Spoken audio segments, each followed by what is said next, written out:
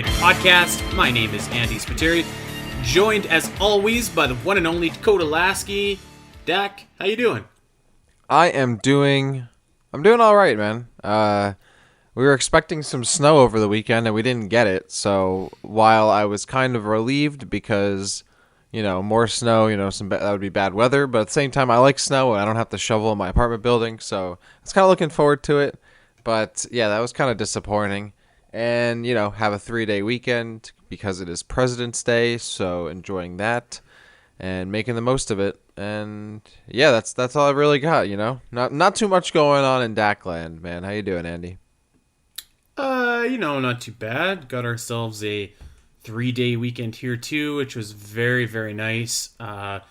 Tried to catch up on some sleep, but didn't really go so well. We're trying to potty train our dog in like minus 30 degrees Celsius weather, so it's been a long week. But you know what? I did have some time to squeeze in some video games in this week. And I did both of the Zelda Oracle games for the Champions Cast, but I also started up the big one, Metroid Other M, today. So not going to talk about it today, not going to talk about it next week, but the week after, get ready, because, yeah, Other M is coming. And I think I did an hour of gameplay today, and I have just like a ton of notes and observations and thoughts to share with you, Dak, and share with the world. Oh, I can't wait. I actually brought my Wii out this weekend because I was trying to play WarioWare Smooth Moves, which is a pretty awesome game for the Wii. If I don't know if you ever played that, but that was one of my favorite games growing up. Yeah, goated game. And I just left it out because I knew I'd have to eventually keep it out for Other M, and I'm like, whatever, I guess I'll leave it here. I still have to actually find the disc for that. I wonder if I maybe destroyed it or got rid of it when I was younger. There's a good chance I might have to actually really dig for this disc, because I certainly didn't go to any lengths to take care of it, is what I'll say. So, but yeah, I gotta put some time aside to actually play the game and, play it critically. And yeah, I'm not looking forward to it. So, eventually I'll have to do it. I am obligated. You gotta pay the rent. I gotta do it. That's why they pay me the big bucks. I gotta do it. Yeah, that's right. So that's coming up soon. But today, we are here to answer your questions. We did a little AMA over on Twitter at Omega Metroid Pod, and we asked you guys what you wanted us to talk about today, and we got a lot of cool responses here and a lot of interesting questions. So I guess without further ado, let's just jump right in, because Lord knows there's not any Metroid news to talk about beforehand. So I'm good if you're good, Dak. Yeah, I was trying to think if any Metroid news had happened over the past week or so. I can't really think of any. I looked and I don't, there isn't anything going on. There's no, nope. Developer updates. There's no news. There's no rumors. I'll even take a retro job listing or something at this point. Like, I'll take anything. I feel like this is such a drought. We did hear something about a job, I want to say a few weeks ago, back in January. But that's the only thing. That's the only Metroid Prime 4 news we've had in 2021 so far. We're a month and a half in. We're getting nothing. We're getting closer to what we think is the Nintendo Direct time of 2021, and maybe we'll learn something about Prime 4. We have nothing. I don't know of anything else to talk about. So, let's dive into it. You know what too is that this. So we're recording on a Monday this week, and on the Sunday of this week, so on the 21st, will be the 35th anniversary of Zelda. So there's got to be something coming up for that, right? And like even some kind of Nintendo news, and I wouldn't be expecting Metroid news there, but just like some kind of communication from Nintendo to its fans, at least about Zelda. So yeah, man, God, I hope we get something soon. I did see that Tom Happ tweeted out that Axiom Verge 2 is coming to Epic Games Store on an exclusivity deal for I think for 6 months or so. That's about the closest thing we got to Metroid news this last week. So, and that means literally nothing to me because it's coming to Switch, and that's all I care about. So, Yeah. Well, that being said, let's just dive right into these questions. Again, thank you to everybody that asked us something. If you want to ask a question in the future, make sure that you're checking us out over on Twitter at Omega Metroid Pod because we love to do these episodes. But let's get it started here. Tony asks, any thoughts on a new enemy type for Metroid? I feel like the series tends to reuse the same enemies over and over, like Metroid, Space Pirates, Ridley Crate, etc. Huh. Um, I feel like in terms of like standard kind of enemies, I might agree with that. I think bosses are usually like fairly, they're usually fairly unique, relatively speaking. But yeah, I mean, I could see where you're coming from. A lot of the enemies in 2D Metroid are the same kind of enemies. A lot of the enemies in the Prime series are the same kind of enemies. I don't know. Like, I feel like I feel like the new enemy type would totally depend on the story and the setting. So like without having that, it's really tough to to articulate or kind of hypothesize what a new enemy type should be or might be. Um, yeah, I don't know. It's I was thinking of something for this earlier today, and I didn't really think of anything good, and I still feel like I haven't thought of anything good. So I'll turn it over to you, Dak, and see if you came up with anything better. Well, I definitely think that you know getting new like enemy types would be great. I would love to see like a new species or organization or whatever for Samus to fight against. I mean, I think historically new kinds of enemies have been pretty well received in the series, like when the Ing were introduced in Prime 2 or X and Fusion. Like historically, I feel like they've all been pretty well received. So overall, I think it would be cool to add another one. I'd be down for it. In terms of what would be added specifically, I still think there's a lot that could be done with like the dark or evil Chozo. Like I think like Samus facing off against like the dark Chozo would be cool. But also, if we're not doing that, or maybe if we were and doing this, we could do Trace's race from Metroid Prime Hunters, the Kraken. I always thought that was a really cool like enemy race that could like had some kind of potential in the Metroid series. Like Trace is a cool enemy, has a really cool weapon, and as a species, I think it has the most potential to be something that Samus would likely fight against, like this insectoid kind of race, like space pirates that are just like ravenous and take over worlds as like part of their like culture, and that's like their rite of passage as warriors. And Samus taking on like different kind of Kraken or like facing off on a world that they've taken over, their home world. That could be interesting. There are definitely a bunch of different Metroid like species that we have Samus hasn't necessarily faced off against. Obviously, there are a bunch more in Metroid Prime Hunters. There are some from Chozo, the Chozo that we haven't faced off against, and some others. So yeah, I'd be down for that for sure. I think there's a lot of potential. I still think there's a lot of potential left with the Metroids and the Space Pirates, and even the X too. But one of the things I liked about like Prime 2 and Fusion and other games is that they didn't shy away from introducing new kinds of enemies, even though we still got like the usual faces like space pirates still mixed in there into the recipe. Mm-hmm. But yeah, I'm definitely down for new kinds of enemies for Samus to face off against, especially in like the Prime games. And I think like the Kraken would be a really cool idea personally. Yeah, that sounds pretty cool. And as you were saying that, actually, one type of new enemy that seems almost like a shoo-in at some point is going to be like Galactic Federation foot soldiers in some Yeah. capacity. So like, I don't know if I'd like I don't want know to see about foot Samus just like, soldiers. well, like maybe like soul like if we can just go off on a tangent here for a sec, like maybe we have someone high up in the Galactic Federation and they've declared Samus an enemy of the people, and like you kind of have these good foot soldiers that are trying to bring her to justice, and Samus has to like take them down, but obviously not in like a lethal kind of way because you don't. I personally wouldn't want to see Samus like mowing through a bunch of Federation troopers if they were good guys or bad guys. But I think that you might. I think that we might see that in a future Metroid game if if the potential Metroid 5 story goes the way that we all kind of think that it's going to go. So that could be a new enemy type right there, or like maybe they've got some kind of I don't know Federation Force style mechs or whatever that Samus has to disarm or something. I don't know, but yeah, I could see that. I was gonna say I feel like just because it's a Nintendo game, I don't see Samus like killing humans, but I could definitely see Samus face off against like Federation mechs, drones, robots, or something that might be controlled by like superhumans or something, not like just Yeah. average foot soldiers. Because number one, like I said, it's a Nintendo game. Samus would be just straight up murdering people. Like I don't think she would do that. And number two, I mean, just from the Federation's point of view, there's almost no reason to send foot soldiers against Samus, right? Like she's just gonna mow them down. Like there's no, you're essentially sending them to die.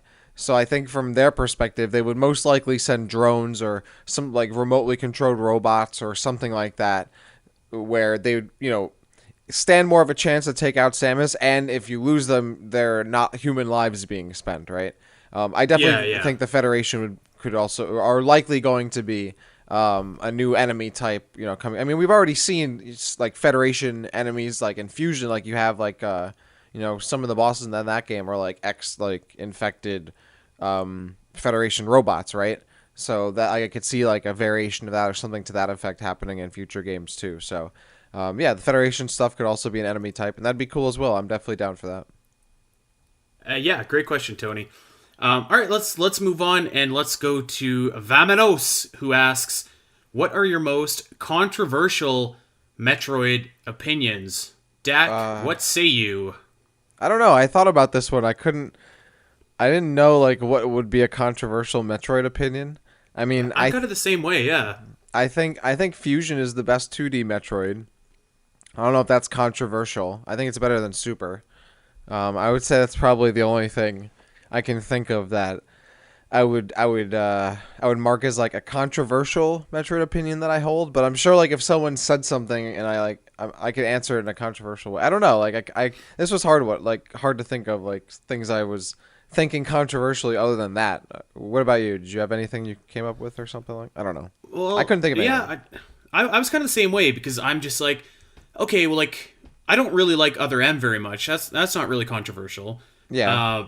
I love Super Metroid and Metroid Prime. That's certainly not controversial. Hmm. Um, you know, Federation Force was kind of not very good either, and that's not. So I think like maybe the only thing that I could think of was like, okay, well, and it's funny that you just said the opposite, but like my controversial opinion would be like, okay, well, actually, I don't think that Metroid Fusion is like a great Metroid game. But even Oh that I yeah. don't think is super controversial because it's not like I think it's a bad game. It's just like there are certain parts about it that I just don't care for as much as others. But like I don't think that's a controversial opinion. But on the flip side, I think that there are people that like. I think that there's a lot of people that like Fusion more than Super Metroid, and it really kind of depends on like when you came into the series, right? Like if you came in with Fusion and you're used to that more story focused experience, then like yeah, I could totally see you going to Super Metroid and being like, this sucks. I'm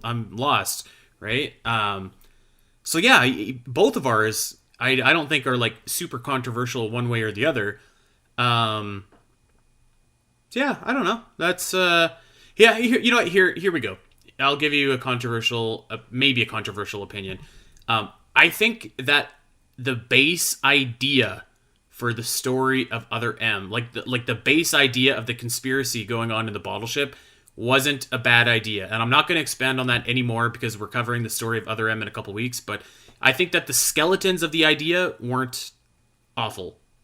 Yeah, it's not because it steals from Fusion, which is a good game. Yes, I agree. It's not, I guess, inherently awful. Just to a point you made real quick, where like if depending on where you jump into like the like where you started the Metroid series, like certainly affects like the games that you think are better. Like that's definitely true. Like my first 2D Metroid was Fusion. But at the same time, when I went back to Super, it wasn't that I got lost. I just thought that like the exploration and like getting lost part of Metroid, like the A Station part, was better done in Prime, and I just rather play that. Like the things I thought that Super Metroid did well, I thought Metroid Prime did better, and then the parts that I thought Metroid Fusion did well, Super didn't do well. So that's why I liked 2D Metro or Fusion like the most as a 2D Metroid. So that's where I've come from on that. I don't know if that's a controversial opinion, and I don't think your opinion is very controversial either. I mean, I definitely think like like the basics of Other M aren't inherently bad. You know, it's really how they Hmm. went about it. At the same time, there are things about the story that are inherently bad, I think, and certainly how they developed some of the characters. But again, yeah, we'll get into that in our Other M series. But I don't know. This is a hard one. I think maybe we need like someone to hit us with like a bunch of questions that would like, I don't know, produce a controversial opinion from one of us. Like, or maybe like I have to look up like a Wikipedia page or Metroid wiki page of controversial Metroid opinions and see if I agree with them. We'll have to dig deeper into this one. It's tough because I feel like, with the exception of Federation Force and Other M, pretty much every Metroid game is like really awesome in its own way. And like, if anyone was just like, "This is my favorite Metroid game," it's like, okay, I can totally see that. Yep. If someone was just like, "Other M is my favorite Metroid game," then I'd be like, okay, well, that's not an opinion that you see every day, and like that's controversial. But yeah, I Well, don't know. I feel like there's like with Zelda, you can have really kind of varying opinions in that series. Like I don't really like Twilight Princess at all, and which is kind of goes against the grain for a lot of people. But the Metroid series, I feel like is just so solid and consistent, with the two exceptions that I listed. right. I mean, I think like if Other M is your favorite Metroid game, I don't know if that is controversial because it's your favorite. I think it would be sad. I'd feel bad for you, but I don't think it's controversial. Whereas if you said Other M is the best Metroid game, then I'd say that's controversial because it's obviously wrong. But at the same time, like you not liking Twilight Princess is, I don't think, controversial. Like that's just how you feel about the game. But if you were to say Twilight Princess is the worst Zelda game that exists, that's probably a controversial opinion. So yeah, I don't know. I don't think we have any controversial. Like I think Federation Force isn't that bad, but I don't think that's that controversial. No, I don't think so I either. think it's very mediocre, and it's like but I think that's not controversial. So I don't know. Yeah, well, I don't know. I think we have pretty reasonable opinions on most things in the Metroid series. I'm sure someone will call us out on that. Yeah, like I mean, even when we were doing Prime Echoes like a couple weeks ago, like there were some categories that we differed on, but Hmm. like in the grand scheme of things, that's a great game, you know. Yeah. Like, so I'm sorry, Vaminos, we kind of let you down here, but we'll try and make it up to you if you ask another question when we do this next time. Phantom asks, "What are your favorite non-recurring Metroid bosses?" Great So question. I've got a cheat answer here because Ah. it kind of is recurring, sort of, but I love the Chorizo from Super Metroid. Okay. I love that dude. You get your item. You're like, yes, I've got my missiles. I've got my bombs. I'm gonna leave, and then you got to fight him, and then you fight him again, which is why I'm kind of cheating here. And he's like the gold version of the Chorizo. I Hmm. love that the Chozo statue comes to life, and like you got to fight it, and you really got to work for your prize and whatnot. I think that the design is cool. I love that like you're kind of fighting off against this Chozo. I love like the implications of it. Like, why is this Chozo statue evil? Like, why is this attacking me? I really love Chorizo, and I'm extra cheating because the Chorizo actually shows back up in AM2R, which is another awesome fight against the Chorizo. So he is my answer. All right. Well, that's a good answer, I think. I put a bunch down for this, so I'm gonna list a few here. Okay. Because I thought this was a great question. Thanks, Phantom. So non-reoccurring Metroid bosses. I thought the first one I thought of was the first stage of Metroid Prime from Metroid Prime. Love that fight, and we discussed it on a previous episode. But I just Hmm. always loved like it's the design of the boss really sick. You get to like run in like the trenches there as it's digging deeper and deeper into the planet, and you have to switch weapons as its like colors change. Awesome fight. Also, another boss that we've talked about recently, Quadraxis from Metroid Prime 2. Multi-stage boss that's really cool and one of the highlights of that game. A boss that I was kind of insinuating about earlier on a previous question, a Galactic Federation robot that is infected by an X-Parasite, the security robot box, like that big machine that you fight in Fusion. where you're like on the monkey bars and you got to shoot down like into its like the middle, like And its it's got like the core. mother brain looking thing going Yeah, it on. like ends up having Yeah. like a brainy looking like inside to it, and it like rushes around on the floor. I love that's one of my favorite bosses in Metroid. I love that fight. Love the monkey bars. Love shooting around. It's like a really aggressive like fight, and I love the setup too because like you get into that area and there's that like that mysterious, looming like track in the background, right? And the area's already been destroyed. There's like sand all over the place, and the floor's blowing out, and doors are destroyed. And you fight it as it's like destroying the room. Missiles going all over the place. Awesome fight. Also from Fusion, Ceres. When you fight that, as it's like rushing across, and you got to jump over it on the platforms over the water. And really good boss theme, which I really thought would be an ultimate in Smash, but it's not. Shame. A couple other ones. Emperor Ing fight from Metroid Prime 2. Really good boss. And has like multi phases. Got to do some morph ball stuff. And it like looks really weird. The last phase is really crazy. And then you end up running into Dark Samus after that.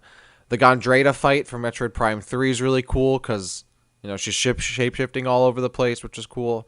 From Samus Returns, the Digger Knot, which I think is one of the best boss fights in that game, I think, right? Like that's such a cool, like complex kind of fight there. They really hard. upped it themselves. That's a hard fight it's too. a hard, yeah, absolutely. And then the last two I had for this was these are from Fusion as well. Nightmare, which a Nightmare is such a weird boss, and like the anti-gravity stuff, and it's just like you're destroying its face, mashing on it as you're climbing on the side of the wall. It's not necessarily a hard fight, but at times it does kind of get difficult if you slip up a little bit on your timing, or get caught on the floor a little too long.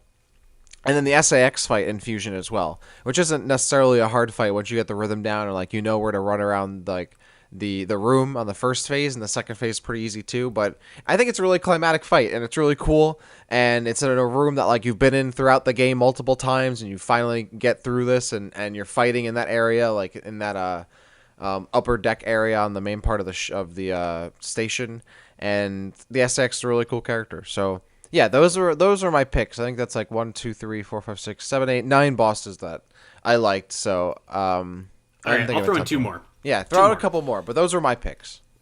If I had, I was trying to limit mine because I could name, like, I feel like there's so many good Metroid bosses, right? Well, like, I couldn't. I think myself. Omega Pirate from Prime is really awesome. That's just it's a really cool fight. The way that you kind of use the phase-on to your advantage, and like he's just this big, imposing like being, and he looks like he could just crush you to bits with his pinky.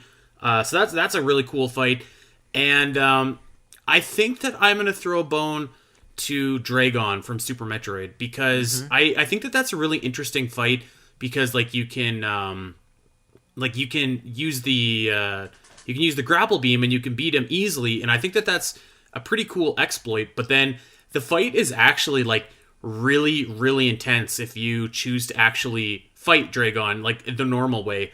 It's probably as hard, if not harder, than the Ridley fight if you choose to do it that way, because when Dragon grabs you, he just like beats the heck out of you, and you're up there for a long, long time. And there's tons of stuff always going on in that fight. There's so many cool ways that you can like defeat him, either with your blue suit or with the grapple exploit or whatever. So that one is just like a really cool fight, I think, just because of the mechanics that you can defeat him with. And if not, I think it's surprising to a lot of people that are conditioned just to beating him with the grapple beam. It surprised me like how tough Dragon was. So yeah, he doesn't get a lot of love, I don't think, very much. So I'll toss him a bone here. All right.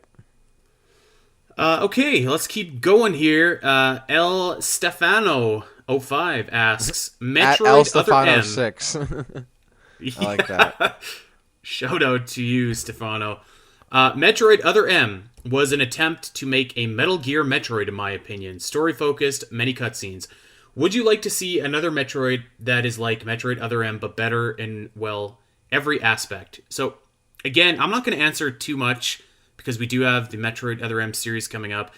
But I don't know if I like agree with the Metal Gear reference. like just because the game has a lot of cutscenes doesn't mean that it shares some energy with Metal Gear. I think that what Other M shares a lot of similarities with is like let's say like Xenosaga or something like that. Like a PS2 era JRPG is what Metroid Other M really kind of feels like to me. Metal Gear has cutscenes, but like I feel like almost all of them serve a purpose. Yeah, they can go on a little bit too long sometimes, but like there's a clear message, there's a clear focus, there's clear storytelling, and there's really well developed but like completely bonkers wacky characters, and I'm not sure that I would apply that to Other M. um to answer the question, yeah, I think that like a more cinematic Metroid game could work. Definitely, I wouldn't be against it. It it just has to be done in the correct way. But that's with everything, and any game can be good if it's done in the correct way. Yeah. I'm not gonna go into like the Metal Gear part of it, but in terms of like, do I want a Metroid that is story focused, has a lot of cutscenes? Absolutely. I mean, I like stories. If it's a good story and it has some cool cutscenes, definitely about it. I don't think you could like having that kind of stuff doesn't necessarily make the game like not like Metroid or necessarily like Other M. Like Other M was cinematic, but Metroid Prime was cinematic in a lot of ways too, and just a different kind of cinematic style, right? And I think having something that has its own kind of style and something that maybe is dramatic in its own way can be fine if it's told well, the story's told well, and the characters developed well, and all that. Um, and do I want like Other M again? No, definitely not. But like, do I want something that's story based and has like cutscenes? Yeah, for sure. If they look cool and have a cool story, I'm definitely about it. I don't think fundamentally going for that just because Other M did it wrong is a bad thing, right? Like you could have Other M could have been a great game, but it wasn't. But inherently, like going for that kind of more cinematic or that kind of style of cinematic game isn't necessarily inherently bad. It's just how Other M was done that wasn't so great. So, yeah, I'm definitely down for more story, more cutscenes. If it's enjoyable, it makes the game more fun, makes the game more interesting. I like that kind of stuff. Someone who's also into movies and likes cutscenes and likes to get kind of engrossed and immersed in that kind of stuff and see some really cool action through cutscenes as well as the game itself. I'm about it. So if it can be done well, certainly. Yeah, totally. All right, Duminal is here with an awesome question. He says, "What are your favorite things about your least favorite Metroid games, and your biggest gripes with your favorite Metroid games?" Ooh. Dak, you want to tackle this one first? Yeah, great question. Hope you're doing well, Doominal. Got us jump back on stream so I can see you on Twitch. Haven't seen you in a while. Yeah, this is a great question. So, what are your favorite things about your least favorite Metroid games? I'll start with that one. So, obviously, Other M, my least favorite Metroid game, but I think the coolest thing it ever did were those cool finishing moves that Samus had that she could do at enemies, like, and she's like suplexing characters and like jumping on their heads and blasting them in the face, DDTing them, all that kind of stuff. And that kind of translated into Samus Returns with the counters, but not entirely. But I loved those finishing moves. I thought those were really sick. They got me so excited for the game when they were first shown off in the original trailer for Other M, and I want to see more of that in other Metroid games. I guess that would be my pick for my favorite thing from a least favorite Metroid game. And what are your biggest gripes from your favorite Metroid games? Well, obviously for Metroid Prime 1 and 2, the controls. I wish I could play the controls with actual dual analog or a better means, dual analog with gyro, mouse and keyboard. I can do it that way, but in an official release. I'm not the biggest fan of motion controls, so the original controls for Metroid Prime 1 and 2 were probably the worst thing about those games, and certainly have aged them the most. Aside from that, biggest gripes. That'd probably be my biggest gripes from Metroid Prime 1 and 2. Metroid Prime 3 not having true dual analog and going for, all motion controls was also, pretty annoying for me. I didn't really enjoy that. And maybe that Samus Returns didn't end up on the Switch, too. I would have played it on the Switch. I'm trying to think of some other gripes for those, but those are the ones that stand out to me first. Yeah. Okay, I think I would agree with you about Other M in the finishing move. So to be different, I really think that Other M implemented the speed booster really well. I think that the speed booster was done really, really well in that game, and it could probably be used as a template for how to do that in the future. That being said, I have not got the speed booster yet in my recent playthrough, and it's been like 10 years since my last playthrough, so I'll put a little asterisk beside that, but I think that it was great. I remember it being great. My least favorite thing about my favorite Metroid is probably the way that you switch to missiles in Super Metroid, where you have to press select a bunch of times in order to equip your missiles. Nowadays, you would just hold down R and your missiles would be, ready to fire. So that's definitely kind of annoying. That's probably my biggest gripe because it's really, as I've been trying to learn how to speedrun that game too, that really slows me down because I'm like so uncoordinated that you have to be holding down A to run, and then you got to be like holding down select to quickly get your missiles, and my controller's like sideways because I'm trying to do all these weird button combinations. So yeah, that would probably be it for me. That's the one thing that I wish that could be changed, and inevitably would be changed if Super Metroid was ever remade. Yeah, I'm definitely with you there. Okay, let's keep it going. We got a bunch of questions from Big Griffin Olney at Accursed Hunter 01. His first question, I debated actually even just skipping over because I have no answer. I have no answer for it, but I feel like we should read the question and like let's do it. Yeah. So Griff, he asks, what aspects from mech anime or tokusatsu, I just butchered that, I'm sorry, have you seen in Metroid? For example, Samus's Shine Spark originates from the Shin Getter Robo back in 1973. So for Power Rangers, look no further than Super Metroid Zebestians. God, easy for me to say. Dude, I'm so sorry, but I got absolutely nothing for you. I could barely even string out that sentence, so I don't think anybody wants to listen to me butcher that even more so. Yeah, those are cool examples. Like I honestly am not very well versed in like that, like Power Rangers or even like Mecha Anime too much. I mean, I've seen like Gundam, but I'm no expert. So that was hard. I actually tried to look things up and see if like anything stuck out to me that like maybe I would know of without just being like, oh, I read this on the internet. This is my favorite. Nothing that could really stick out. But those are good examples, Griffin. I honestly didn't even really know about that stuff. So like where Samus's Shine Spark kind of is inspired from, and the resemblance for like the Zebesians and Power Rangers. Never really noticed that. That's really cool.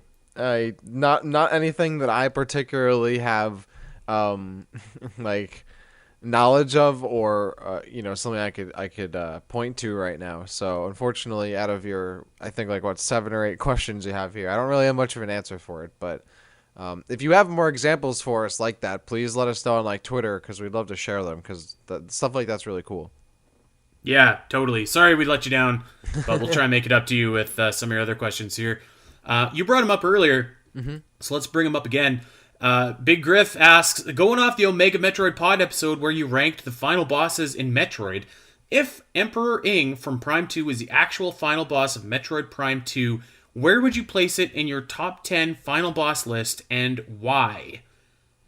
Yeah, this is a good one. I don't remember exactly what our list was for top 10 final bosses, but I think Emperor Ing would be ranked like around middle, like pretty high. I think maybe around where Cardraxis was for me. Like I think Emperor Ing is a really solid boss, right? Like it's a multi-phase boss that has some platforming, has some morph ball shenanigans going on.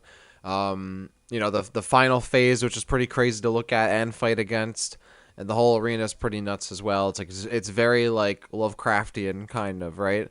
Which a lot of the bosses in this game are for sure. So I don't know. I think the Emperor Ing is a pretty solid boss fight for me. I remember it being one of the better bosses of the game, and I'm not sure if you agree with me on that one, but I would have ranked it I think pretty well up there. I'm not exactly sure where exactly, but Maybe not like top three, maybe like fifth or sixth, maybe four. I don't know. Somewhere around there seems right.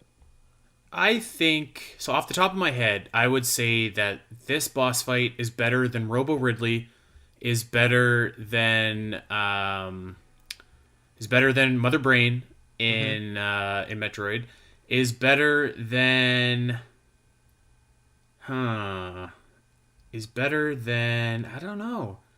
Maybe Queen Metroid from Metroid 2. Yeah, Um, definitely. and I might be tempted to say that it's better than Omega Metroid from Metroid Fusion. I don't know that I would put it a whole. I don't know that I put it any Better than higher than that. Omega. Oh, yeah. I don't know. Maybe. Um, Yeah. it's like it's not bad. You're right. It's a multifaceted boss fight.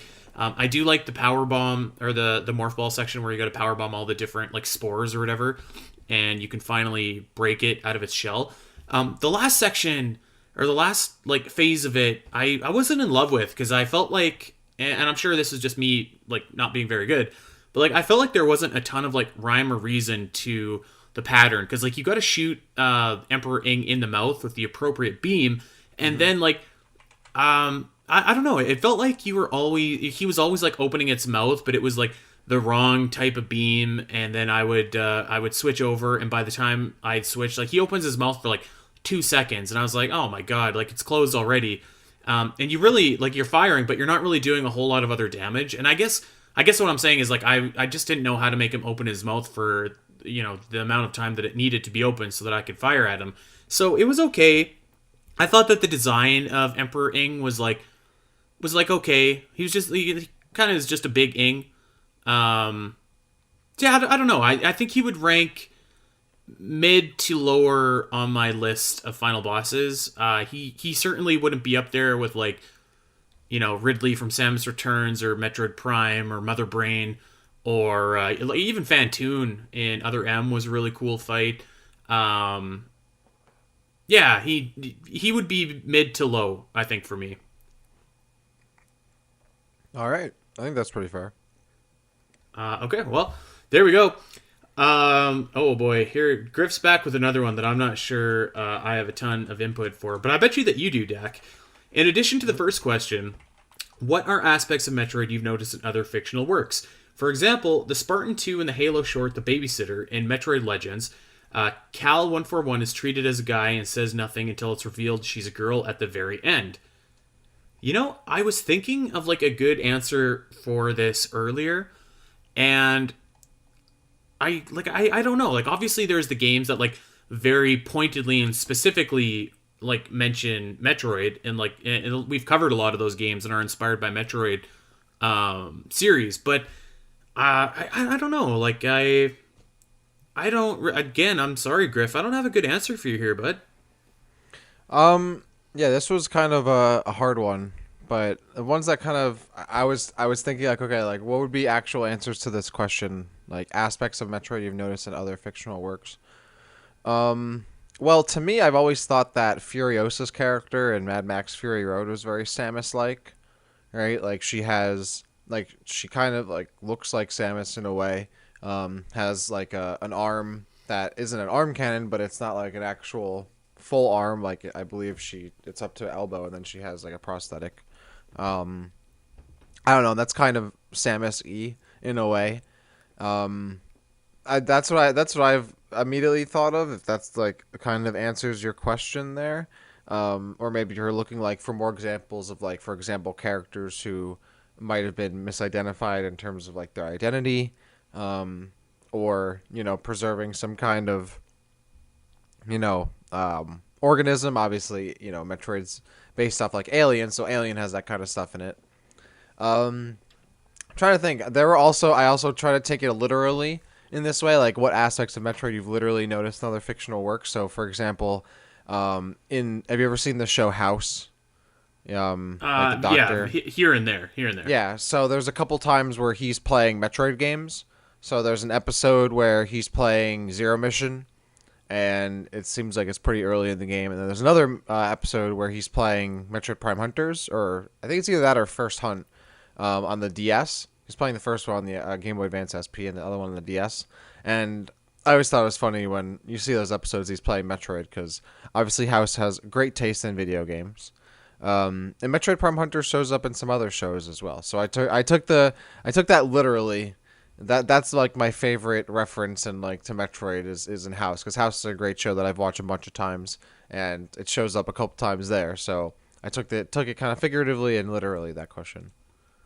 Yeah, there you go. I mean, like, it depends, right? Like, it depends on how either focused in or focused out you want to actually get. Like I could probably say, like, hey, Master Chief kind of looks like Samus. Maybe they got the idea for his armor based off her power suit. And I don't know that that's necessarily the truth, but, like, it might not be that big of a reach either. So, yeah, I mean, it kind of depends, Reach. right? So, yeah, Halo game. hey, let's keep it one of the best Halo games, by the way. I've only played 3 in Reach, though. I like Reach. That's a good game. It's a good game, yeah. Let's keep it going. Okay, finally, I feel like I got a good answer for you, Big Griff, here. His last question in this series, anyways, is, of all the fan-made Metroid music remixes you've heard, what are some of your favorites? Now, I'm going to throw a bunch out here, actually, and I'm going to throw a couple general ones and then some specific ones. But I love Metroid Metal. I love Metroid Metal. It's so rockin'. Yeah. I probably just stole that from you, but it's so good. All of their different covers of, like, so many good Metroid tunes. I think that Green and Red Brinstar from them in particular is really awesome, and, like, the opening theme of Metroid just rocks so hard. Is really awesome. The Super Metroid Symphony. If you Google or if you YouTube it, Super Metroid Symphony, you can listen to that, and it's just, like, really, really, really well done. And technically, I guess AM2R soundtrack would be fan-made remixes, technically. So I'll throw that in there. Specifically, there is a Phendrana Drifts remix called Phendrana's Ruin by Koba, which is so wicked. It's like a synthwave version of Phendrana. There's another synthwave version made by Kamix, which is also of the Phendrana Drifts Depths, which is also really awesome. And a tune called Brinstar Breaks by DJ Cutman. That's actually my ringtone on my phone. It's like it's like a Red Brinstar kind of remix. It's really wicked. I could go on. There's so many talented people out there making, Metroid remixes that it would be impossible to try and name them all. Oh yeah, for sure. I'm sure there are hundreds upon hundreds of, maybe even thousands, not thousands, but many kinds of remixes on the internet that I would actually love to see what other people, if you're on Twitter, on Discord, send it to us, your favorite Metroid remixes, fan-made remixes. So, yeah, I was going to say, obviously, Metroid Metal. It's crazy how long Metroid Metal's been around. Like, the first song they did, Stemmage, for Metroid Metal was done back in 2003. So almost 18 years ago. 17 and 17 years and 10 months ago was the first time, I believe, if my math's correct.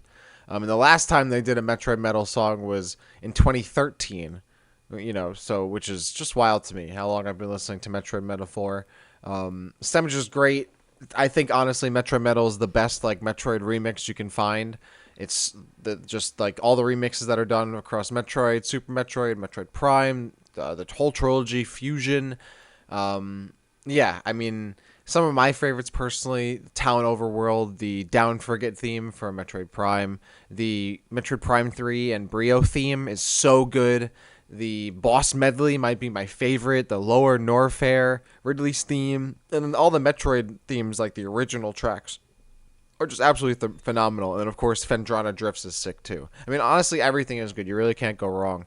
But they really killed it for a decade nearly. So actually, a decade to the day. April 18th was the first track on 2003, and the last track April 18th on 2013. So 10 years exactly they were releasing tracks. Shout out to them. Definitely gotta check out Metroid Metal if you haven't already. My others, and sorry if I repeat something. I don't think I'm repeating anything here, but remember that Glasses featuring T-Pain song, the Brinstar Underground Depths remix they did, where that guy got like that song with T-Pain, he like rapped over it. Oh yeah, yeah, yeah. Yeah, that was really, really good. So I believe you've seen that before. I'll link it if anyone's interested, or if you'll link it in the episode description. But that's really sick. Like Glasses, if I'm saying the name correctly, doing like this like Brinstar Underground Depth, like Brinstar Depths remix, and then having They T-Pain do awesome stuff. rapping over it. So sick. Yeah, awesome, awesome stuff. Really cool. And then some other favorites I have. There's this Brinstar Eurobeat remix by Dom Nienmark on YouTube, which is really awesome and funny. And then I also like listening to like Metroid jazz remixes. So, like there's a Fendrana Drifts jazz cover by Insane in the Rain music, and Yeah, I've listened to that. It yep. rocks. And then the Torvus Bog smooth jazz fusion remix by Mesmonium is also really good. Those are my recommendations. And I actually slept on Torvus Bog a lot in terms of its track for when we talked about Metroid Prime 2. This is a really good remix of it. I love the jazz remix. It's really nice and chill with some like rain in the background. You throw that on another link and you're chilling. If you're hanging out at home or working on something, it's really great. But those are my 5 fan remixes overall that I would have to pick. And shout outs to all those creators out there making some really cool music. I'm gonna throw 2 more in here, just really, really quick. The first like Metroid mix that I ever heard it's called the Super Metroid Mega Mix, and this is like an old school mix. Like, dude, I downloaded this on like Napster or maybe LimeWire back in the day. Like, that's how old school this is.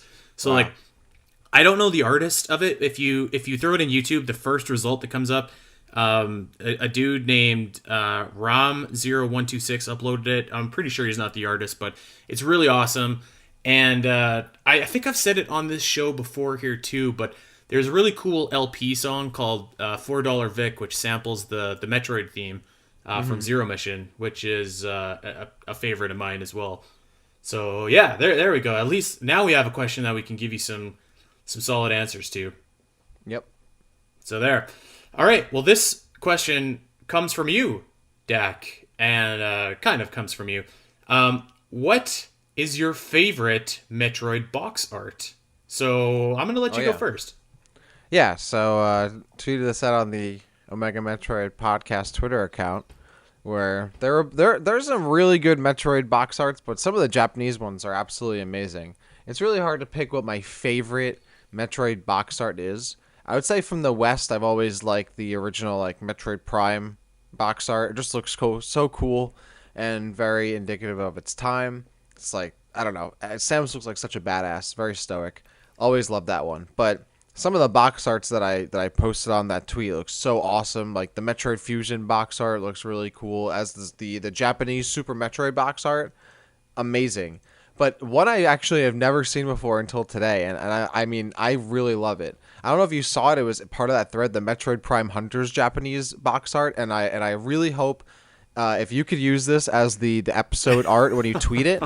It's so sick. Again, Metroid Prime Hunters really?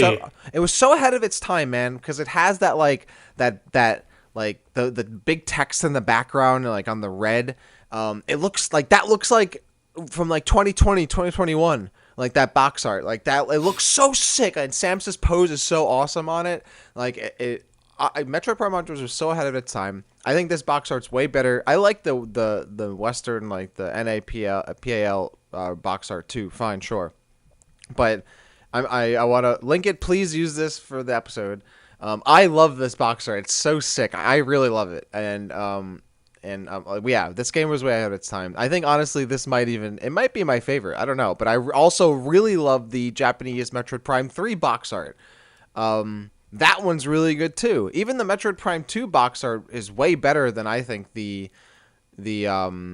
American version of it, which I think is actually one of the weakest box arts, the Western Metroid Prime 2 box art. So I don't know what your favorite is. I have a really hard time deciding, but I love the Hunter's Japanese box art. So good. Oh, I thought that one sucked. Oh, yeah. It's so good. Oh, you're bugging, man. It's so awesome. Okay, my favorite box art is, I think if I had to absolutely pick one, I'm gonna go with Metroid Zero Mission. I really love the art style. Yeah, it's just like such a cool kind of classic vibe that it has. Obviously Super Metroid with the Samus versus Ridley on the cover. I love like Red Ridley. That looks really cool. The Japanese box art for Echoes. I think Doominal posted this on Twitter. That Yeah, looks like so badass. And you know what? agreed. The classic fusion pose as well looks very, very Yeah, the cool. fusion box art is so sick. In the You Japanese know one. what? I'm gonna throw out some love here for the Japanese box art for Metroid Other M. I I knew you think were gonna that it say that. actually looks okay. I Let me think it looks look. pretty cool. Let me look. Let me So look. I think that the North American box art for Other M is like really bad, actually. But the Japanese version with like the all red and then the green visor, I think looks cool. It would be cooler if it was just like if the visor was just green and you couldn't see Samus's eyes. But I do think that it does look pretty neat. But for me, I don't think anything can overtake Samus on the front of Zero Mission. Just striking down that power beam. You got some enemies flying in the back. Just really cool art style. I love this. I love this. It looks just so classic to me. Probably my favorite. It's funny that you said that Metroid Prime was one of your favorites because actually I think that Metroid Prime is one of the weakest. It's just kind of plain Jane, and I wish it was a little bit more, I don't know, spicy or something. I honestly just I kind of like that. I kind of like it. There's like not too much going on. It is. I kind of like that it's pretty simple. But I see what you're saying. Um, yeah, the Metroid Zero Mission box art. I mean the both the American and the Japanese Zero Mission box art's really good. Just the art style for Zero Mission is so like I love like the hard like harsh darks that they use and shadows. I mean so well done in like the blue visor. Looks really cool. I think like yeah, the Zero Mission art like 100% hands down one of the best. On the other M, you know what? I'm actually gonna have to agree with you. Yeah, the other M Japanese box art makes the game actually look pretty halfway decent. It's a It's shame. pretty cool, right? Like, It yeah. looks cool. I definitely agree that if you couldn't see her face, it would be better. And at the same time, if this game was good, this box art would be even better too. But it's a shame that it's for such a bad game. But yeah, there are a lot of good. There's a lot of good Metroid box art. I'm actually curious. What's the Samus Returns Japanese box art? I wonder if it's any different than what. I don't think so. No, I I don't don't think it think is so. either. That's You know, yeah. and that's a cool pose, but again, that one's just a little bit. I don't know. I'm just like a sucker. I like kind of stuff going on the box The art. Samus With the Returns. exception, No, keep going. go ahead. No, go ahead. Go ahead. No. You, Andy, you go ahead, sir. Okay. I was gonna say. Geez, what was I gonna say? I was gonna say, with the exception of, I do like in Zelda games when there's just like it's just gold and it has the title, but I don't know if I love that on Metroid games. Yeah, I think Zelda. That's like really classy for Zelda. You Yeah, know? yeah, It looks really good cool. word. I don't know if it would work as well for Metroid. I think the Samus Returns box art is pretty plain. It kind of looks like just a Photoshop job. But at the same time, I also get how it's like a reference to the original Samus Returns box art because it's like the same pose and just kind of just standing there.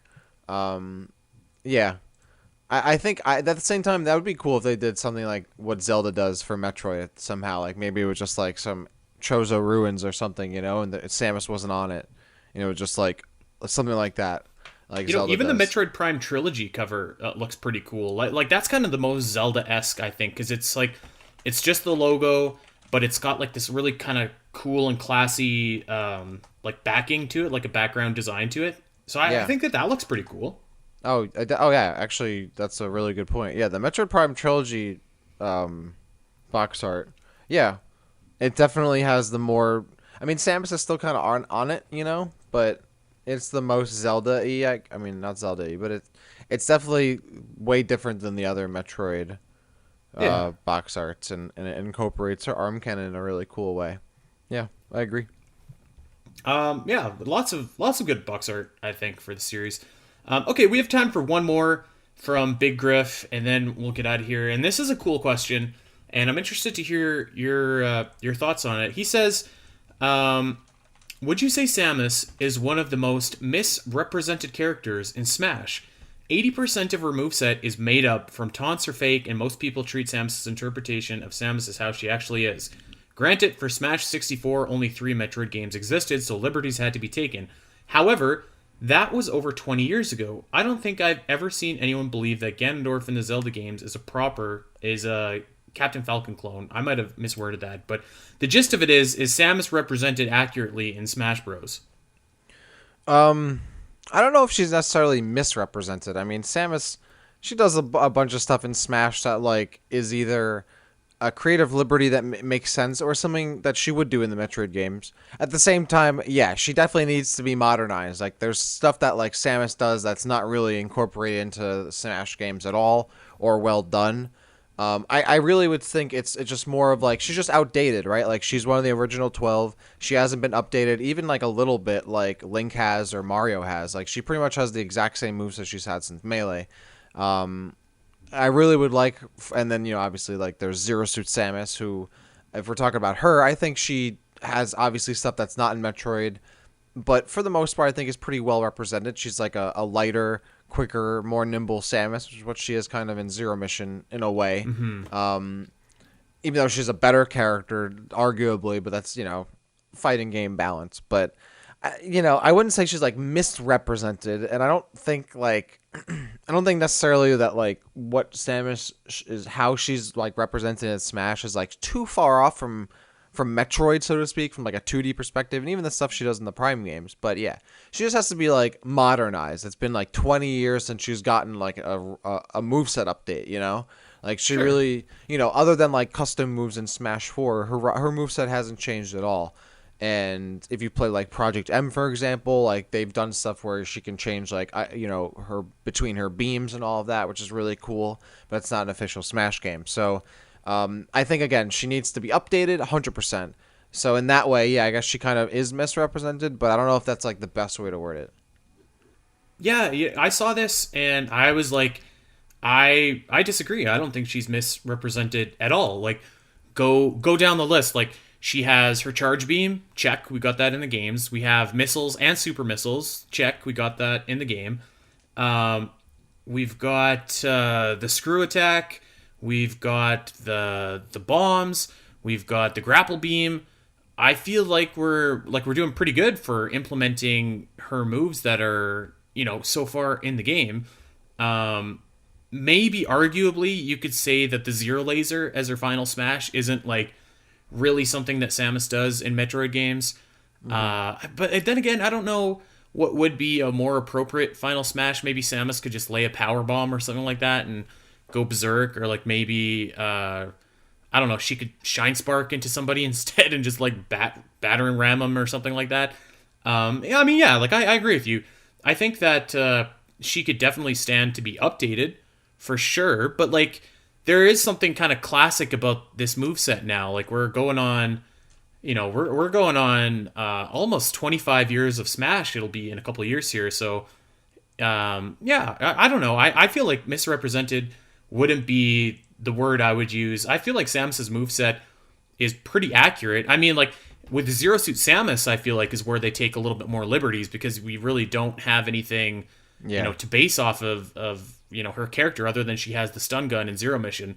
But I feel like Zero Suit Samus feels pretty cool to use too. If I were to pick like a misrepresented character, it would have probably been like Ganondorf because like you said, Griff, he's just a Captain Falcon clone basically, and they've done a little bit over the years to make him a little bit more distinct. Like in Ultimate, now he has like the sword that he uses for his A smashes instead of like the Falcon double kick or whatever. But he's a guy that really sticks out to me. Like, okay, like let's get this guy his own moveset because he uses like a ton of moves in Zelda games, and he's still doing the Warlock Punch or whatever it is that they call it. So yeah, I don't know that I would put Samus in that category. Yeah, I think if we're talking about the most misrepresented character in Smash, yeah, Ganondorf's definitely up there. I mean, I think Dark Samus has a pretty solid case for it because she's just a Samus clone, but playing against her in Metroid Prime, that she doesn't really fight like Samus at all, and has like a Yeah. way more moveset potential if she was her own character. Just to keep it See to that Metroid. one I'm willing to let kind of go because she's an Yeah. Echo fighter. So I feel like if she had her own move set, she wouldn't be in the game at all. Like it was either a clone or nothing. And if that's the option, like okay, I'll take a clone. You know what I mean? Oh, yeah, for sure. And just to keep it to for like Metroid, Ridley's moveset is very bewildering to me sometimes. Just because he does so many moves that I don't think he would ever do. Like he kicks so much. like his back air, his down air, moves like that. Where in Metroid, he like never kicks like ever, you know. So for him to be doing like his up smash, like he's doing bicycle kicks, you know, like it's something I don't think Ridley's ever done, which I always thought was funny. Like a lot of Ridley's moves and like he doesn't have his classic like pogo move. He, you know, is kind of like a Ridley, like almost Ridley, but not really. Someone who's like kind of knows who Ridley is, but isn't super well versed. So. I always thought his representation is really cool in Smash and really fun, but not necessarily very accurate. Needless to say, I think what they did to bring him into Smash was really cool, and I not only am very appreciative, but I think it's really awesome and fun. So, but yeah, I think his representation is kind of off for Metroid and for Smash in terms of how he is in Metroid. For other characters, I mean, I think Bowser Jr. kind of is a misrepresentation because we never really got the true Bowser Jr. from like Super Mario Sunshine and Smash. We ended up getting like Bowser, like we got the Koopa Kart, you know, which is like is not Bowser Jr., right? Like Bowser Jr. is like the paintbrush and Shadow Mario as far as I'm concerned. Obviously, like newer Bowser Jr.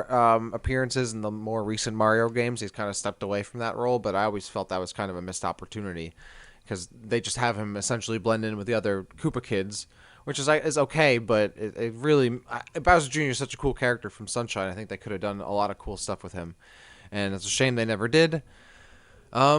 Yeah, those are the characters I think kind of come to mind in terms of misrepresentation for me. Yeah, like Ganondorf has always been my really go-to. I think that all of the newer characters have like, you know, they've done such a good job at like really implementing a lot of like different ways to make these characters feel unique, which is really important after, you know, you have as many characters as you do. Mm-hmm. I don't know if I was gonna pick another character who I thought maybe got shortchanged in their move department. Maybe it would be Snake.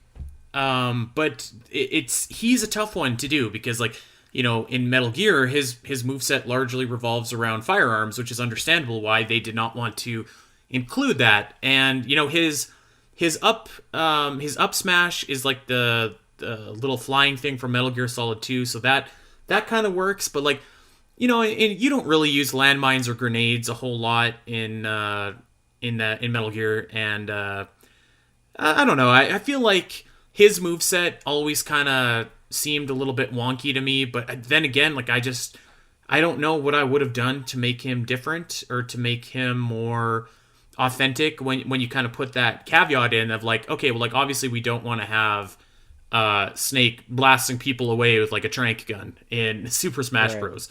So yeah, he might stick out to me a little bit too, but he wouldn't be a big offender. Would it be great if Dark Samus could have her own moves? Absolutely. I do think that they missed the mark on Ridley by not having the pogo. I mean, that's like his most classic attack. I think that could have easily been his down B smash. Just jump in the air and down B, and then, you know, boom, there you go with the pogo attack. That one actually sticks out to me now that I think about it as something that was like really obvious, but they didn't do that for whatever reason. Yeah, you're definitely right. It's actually, by the way, really quick, it's funny that you bring up Snake's trank gun, because in Project M he does have the trank gun, if I remember correctly. They gave it to him. So if you ever play that game, they gave him the trank gun. Yeah, so if I remember correctly, in a variation of that, if not throughout it, he does have it. But yeah, 100% agreed on all points. All right. Well, then that is going to do it for us. We're going to get on out of here. Thank you to everyone that asked a question. Love doing these shows. I love just, you know, giving you guys some 2 cents on Metroid. So thank you once again. Make sure that you're checking us out over on Twitter at Omega Metroid Pod. I am at Spateri316, and Dak is at DakCity_. That is it. That's all. Check us out over on Podbean, iTunes, Google Pods, wherever you get your podcast. Like and subscribe. Tell that Metroid fan in your life where they can get their weekly Metroid fix. Until next week, guys. We'll see you then. Something wrong that I fight you for. Something sick that you cure me of. Something sad to make sure you're loved. Some of us cannot trust no one. Some of us don't deserve no trust. Nothing wrong with not being strong. Nothing says we defeat what's wrong. Nothing man-made remains made law. That's a debt we can't back out of. Nothing that they can take from you. Nothing that they can do to me. Nothing I wouldn't do for you. Nothing left here but you and me. There's nothing they would do for you differently. They're not even listening. They don't even glean what we're existing in. There's nothing here but love for you. Groveling, look what they're accomplishing. The systematic gods of all demolishing. But I never felt so brave as when I'm